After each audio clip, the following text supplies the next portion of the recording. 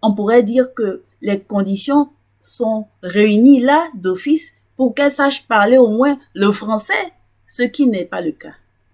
Et quand elle se compare à moi, qui ai passé tout mon temps à vivre dans mon pays francophone et qui suis parvenue à parler l'anglais, elle trouve que c'est un exploit parce qu'il est question d'immersion et d'intégration. Mais comment s'immerger et s'intégrer à un environnement auquel on n'est pas en contact physique? Ce n'est pas évident. Avec CAV English Show, parler l'anglais n'est plus un mystère. Présentation Eliane Dakbogan, coach d'anglais et productrice audiovisuelle à CAV Service. Service de communication d'éducation pour des actions de valeur. Hello everyone, Coach Eliane here once again. Welcome to the CAV English Show. Bienvenue dans l'épisode 37. Dans l'épisode précédent, l'épisode 36, nous avons abordé la question du temps, le défi du temps. Défi majeur à surmonter dans votre volonté de vouloir parler l'anglais aisément. Le deuxième défi, c'est l'environnement. C'est le sujet de cet épisode 37 du CAV English Show. Comment surmonter le défi de l'environnement pour savoir parler l'anglais? On ne peut pas dissocier le temps de l'environnement. L'environnement linguistique, c'est l'espace dans lequel se trouvent tous les ingrédients qui concourent à la production de la parole.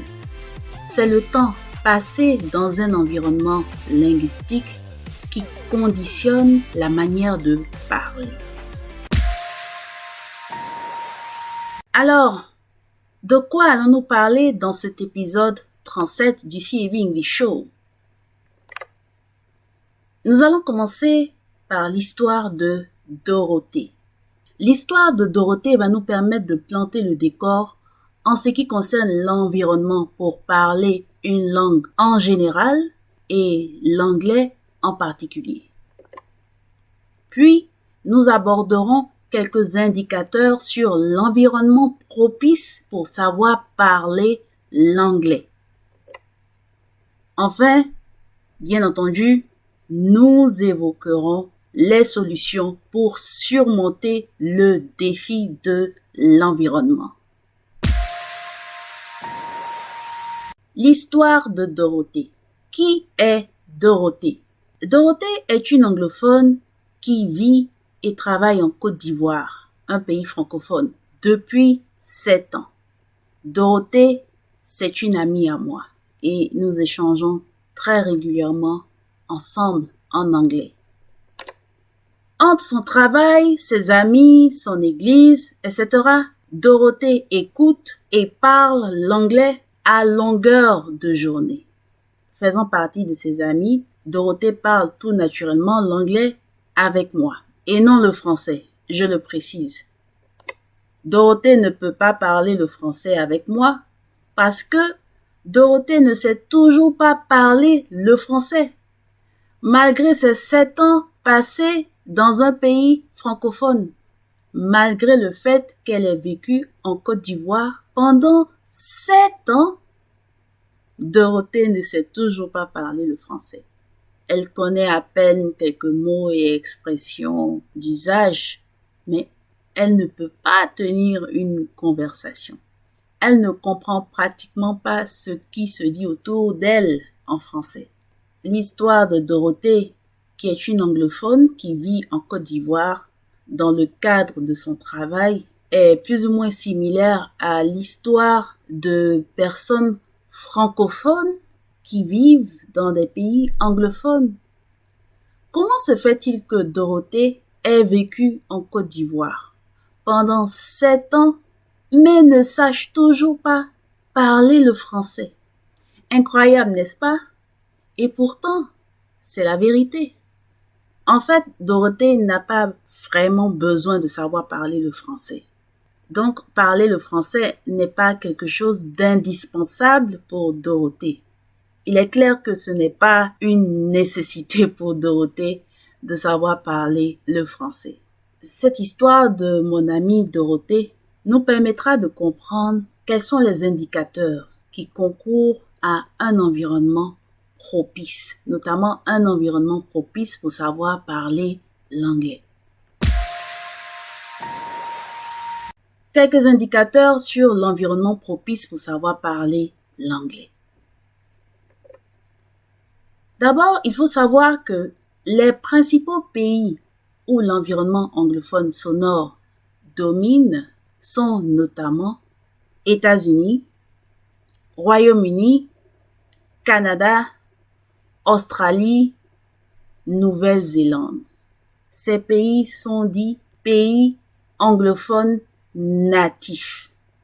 Ici, il est important de faire la nuance. Il existe beaucoup de pays anglophones à travers le monde entier. Beaucoup de pays dont la langue officielle est l'anglais. Mais en ce qui concerne les pays anglophones natifs, qui sont ces principaux pays cités ici, il y en a bien d'autres, mais ces 5 pays sont les pays qui canalisent le plus l'attention. Il existe d'autres pays pour lesquels l'anglais est la langue officielle, mais dont les ressortissants ne sont pas des anglophones natifs. C'est le cas notamment des pays africains qui ont été colonisés par les pays anglophones, dont notamment le Royaume-Uni. Des pays comme le Ghana, la Sierra Leone, le Nigeria, le Kenya, et j'en passe. Les populations de ces pays africains avaient déjà leur propre langue d'origine, leur propre langue locale, ou ce qu'on peut appeler aussi langue indigène, leur propre langue maternelle, native, ou encore leur propre ethnie. Et quand est arrivée la colonisation, ces pays ont été colonisés et les colons anglophones ont fait adopter leur langue aux pays qu'ils ont colonisés. Du coup, tous ces pays sont devenus pratiquement des pays anglophones. Ces pays africains ne sont pas des pays anglophones natifs parce que l'anglais n'est pas leur langue de base, n'est pas leur langue d'origine, leur langue native. Dans ces pays, il y a une quarantaine, voire une cinquantaine ou plus de langues locales et ces langues n'ont rien à voir avec l'anglais. Et jusqu'au jour d'aujourd'hui, beaucoup de pays africains notamment continuent de parler couramment leur langue native, leur langue principale, première, qu'elles avaient depuis longtemps avant que l'anglais ne s'installe.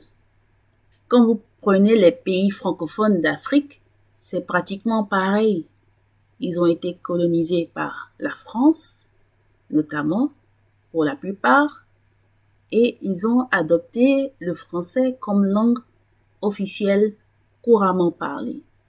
Des pays comme la Côte d'Ivoire, le Bénin, le Togo, le Congo, le Burundi, etc. En Côte d'Ivoire notamment, beaucoup de foyers, beaucoup de familles ont pratiquement perdu l'usage de leur langue locale, de leur langue native, au profit du français. Au point où, pour beaucoup de jeunes Ivoiriens de la jeune génération, le français est devenu pratiquement leur langue native. Ils se considèrent comme étant des francophones natifs parce qu'ils n'ont connu que le français depuis leur naissance jusqu'à leur âge adulte. Même si quelques rares fois il leur arrive de parler leur ethnie, le français est très dominant dans leur communication courante. Il est vraiment important de comprendre cet aspect des choses déjà pour ce qui concerne le francophone afin de mieux comprendre ce qu'il en est de la réalité anglophone. Pour poursuivre les indicateurs sur l'environnement propice pour savoir parler l'anglais, il faut noter qu'un francophone peut vivre des mois ou des années dans un pays anglophone sans parvenir à parler l'anglais aisément. Ça, c'est un fait. Les cas sont légion. Il y a de nombreux exemples en la matière. C'est incroyable, mais c'est la vérité. De même, un francophone peut rester dans son pays et parvenir à parler l'anglais aisément. Il n'a pas besoin de voyager, de se rendre dans un pays anglophone pour savoir parler l'anglais aisément. Il peut le faire sur place. Et je suis personnellement et humblement la preuve vivante. Et c'est pourquoi nous avons lancé le CAV English Network pour faire vivre ce genre d'expérience, pour faire comprendre qu'il est possible de rester dans un pays francophone et parler l'anglais. Il va sans dire que quand on va apprendre l'anglais à l'école, on s'attend à ce que, au sortir des 7 ans passés sur les bancs, on soit capable de savoir parler l'anglais aisément. Malheureusement, ce n'est généralement pas le cas. Parce que, comme nous l'avons vu dans l'épisode précédent du CAV English Show, le temps passé à apprendre à parler l'anglais à l'école, ou du moins le temps passé à apprendre l'anglais à l'école, c'est en moyenne 600 heures. Et 600 heures, comparé à 10 000 heures, c'est franchement une goutte d'eau dans la mer. Quoique ce soit mieux que rien, mais évidemment, ce n'est pas assez, ce n'est pas suffisant. Le temps n'est pas assez et l'environnement qu'offre le cadre de l'école ne contribue pas aussi forcément à permettre aux apprenants à être capables de parler l'anglais.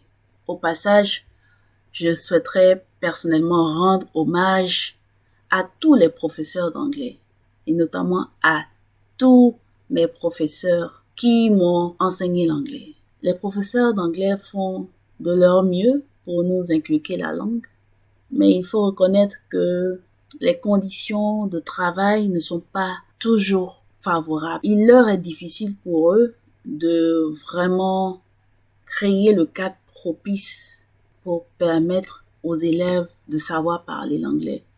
Alors, la contribution du CAV English Network ici, c'est vraiment pour aider un tant soit peu tous ceux qui n'ont pas su profiter du temps passé sur les bancs pour capitaliser en anglais.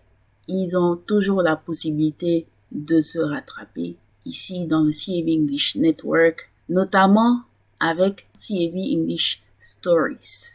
C'est donc la transition pour vous parler des solutions.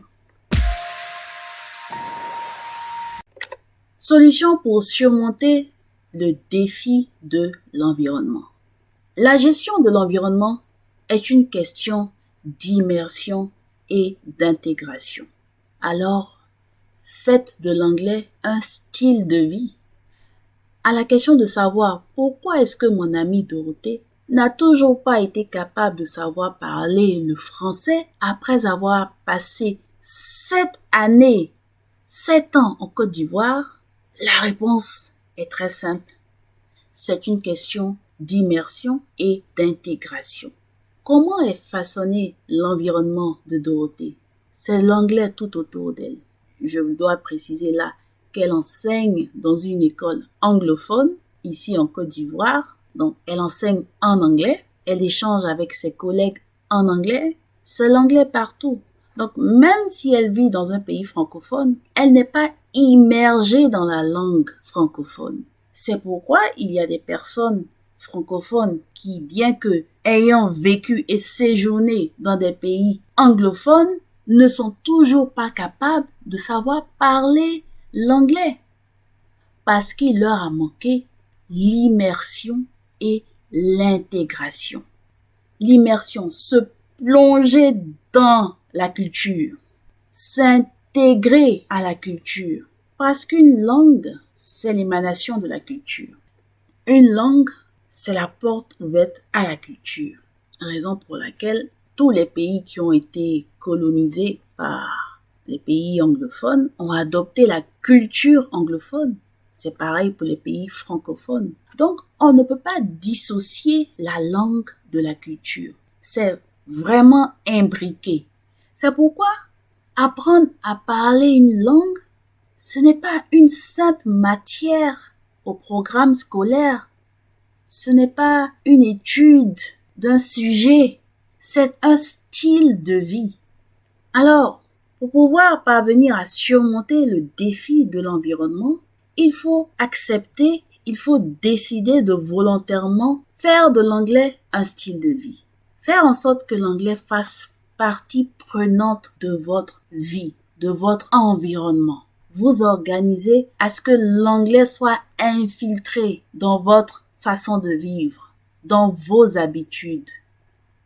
Une fois qu'il est clair que vous voulez et que vous êtes prêt et que vous avez décidé de prioriser l'anglais dans votre emploi du temps, la question est maintenant de savoir comment vous vous organisez pour vous immerger dans l'anglais et pour l'intégrer à votre vie quotidienne.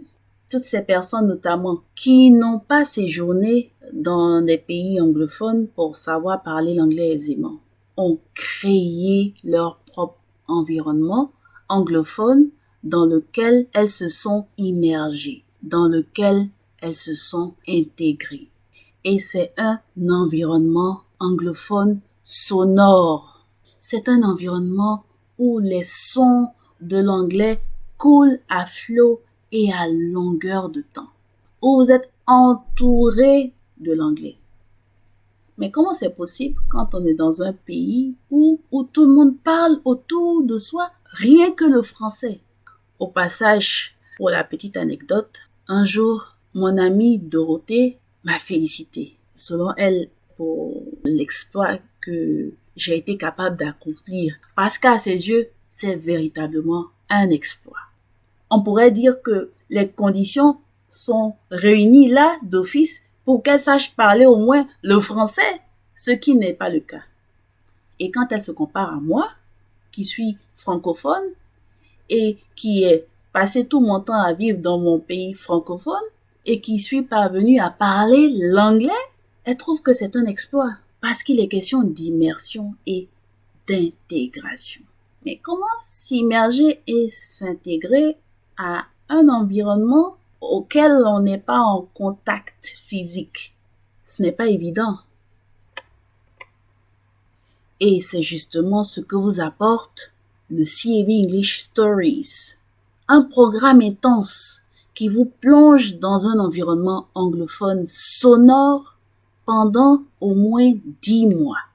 Vous avez 10 mois devant vous, vous avez du temps et comment organiser ce temps, comment prioriser l'anglais dans ce temps, vous avez alors un environnement anglophone sonore propice.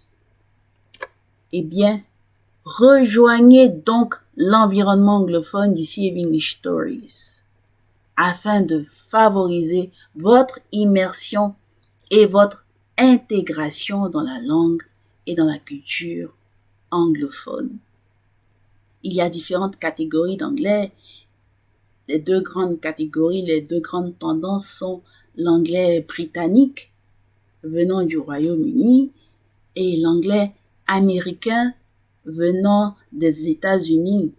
Dans le CAV English Stories notamment, nous nous focalisons sur l'anglais américain. Nous travaillons avec une collection d'histoires racontées par des Américains eux-mêmes. Vous avez des voix, des sons d'anglophones natifs d'Américains qui vous racontent des histoires. Et tout est fait en sorte de vous aider à comprendre ce qui est dit et à interagir avec le message qui vous est véhiculé.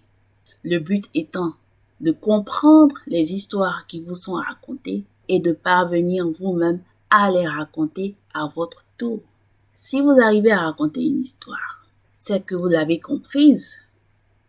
Et si vous arrivez à ouvrir la bouche, trouver les mots anglais pour raconter l'histoire à votre tour, évidemment, cela veut dire que vous êtes en train de parler l'anglais. Mais pour pouvoir parler l'anglais, il faut bien entendu écouter suffisamment.